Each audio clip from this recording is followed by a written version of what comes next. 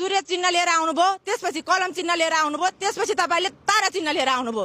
तपाईले हामीले के गर्यो, तपाईलाई विश्वास गर्यो, तपाईलाई उदिने, तपाईलाई विश्वास गरेर हामीले के भनेर दिने, यसको जवाफ मलाई दिनुस्। एउटा कुरा, तपाईले आज 300 पार्टी चेन्ज गरेर आउन भने जनताले एउटा कपडा चेन्ज गर्न सके छैन। पर साल तपाईलाई क्वेसन गर्दा मैले यही कपडा लाएर यहाँ म आथे नि, म यही मेरो फोटो देखाइदिन्छु तपाईलाई। यही कपडा लाएर म यहाँ तपाईलाई क्वेसन गर्न आथे, मैले आज एउटा कपडा चेन्ज गर्न सकेको छैन। तपाईले पार्टी चेन्ज गरेर आउनुभयो, तपाईलाई विश्वास गरेर हामीले भोट कसरी दिने।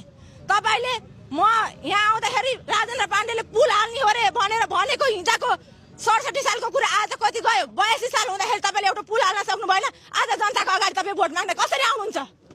तपाईले यो गरेर त्यो गरेर तपाईले कतिवटा भन्नु हो? तपाईका खल्तीबाट ल्याएर हालेर तपाईको ताल्तीको बेचेर ल्याएर हाल्नु भएको छैन होला नि। सबै जनताको कर काटेर तपाईले सब एक पसलबाट उठाएको दुनियाँको भ्याट उठाएको पैसाले तपाईले गरेको होइन, के गर्दै हुन्थ्यो जस्तो तपाईले गरेको होइन। अब युवा बुढा बाका रियाले बुढा उला फ्याँकिने हो, युवा उहाँ उठ जस्तो जेनजी पुस्ता आउनै पर्छ।